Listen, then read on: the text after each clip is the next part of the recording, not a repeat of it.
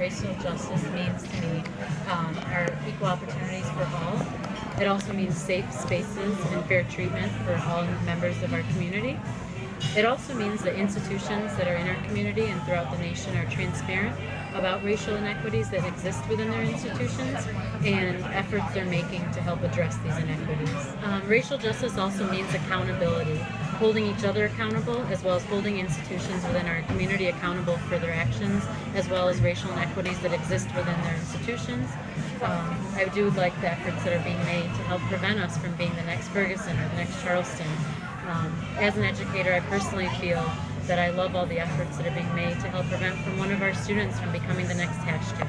We do have a tendency to fear the other, to not be comfortable about things that we don't know firsthand. We have a crucible here where we can do that, and I believe that there are people that are really devoted to that in town, and each one of us is going to have to make a commitment to that being an important thing for us to do in our lives. And I think that is going to be a good thing for the whole world, not just for Kalamazoo. Yeah, what it means is that we have individuals in every community, but in ours, that are underrepresented. And we want to have opportunities and a path and a journey and a way to connect. If they find their way in our society, everyone should have opportunities in Kalamazoo. There's great things happening.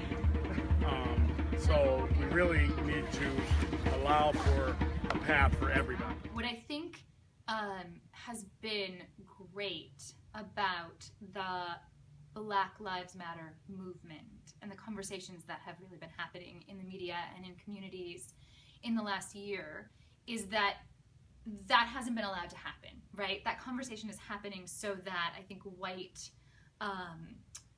Americans are being forced to look at vulnerability that's present in society. But the person who walks into a church and kills 9 people after praying with them is racist, right? Or this police officer who uses excessive force is racist.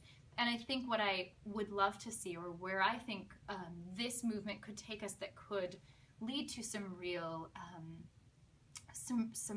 potential long-term racial justice, is if we shifted away from that. Because I think what that is it's looking at extreme cases and saying, okay, well, I feel better about sort of my own racism and the systems that I perpetuate because I'm not this extreme thing, right? But if we used these cases and these situations that are incredibly crushing and that we're all being made, thank God, aware of, to sort of hold a mirror up to ourselves and to say, okay, well, here's where I'm vulnerable, and here's where I've benefited from privilege, and here's where I have perpetuated these kinds of systemic injustices in very unintentional ways, just by the way that I live. You know, there's a lot of systemic racism.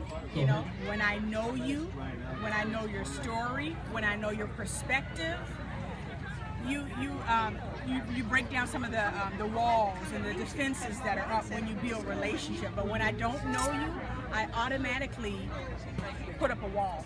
Systemic racism is so natural to some people that, you know, even employers, they call Johnny back for a second interview, but not Jamal.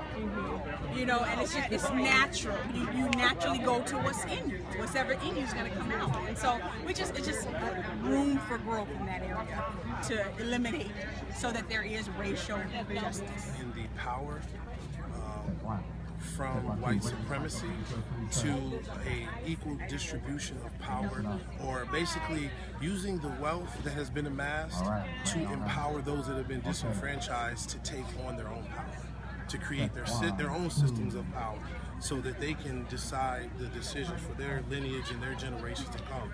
Economically, going out of our way to restore the culture and the history and traditions of the people whose history has been stripped from them. I feel like if that, which to me is the root of what has happened, if that doesn't get addressed, then there can really be no racial justice.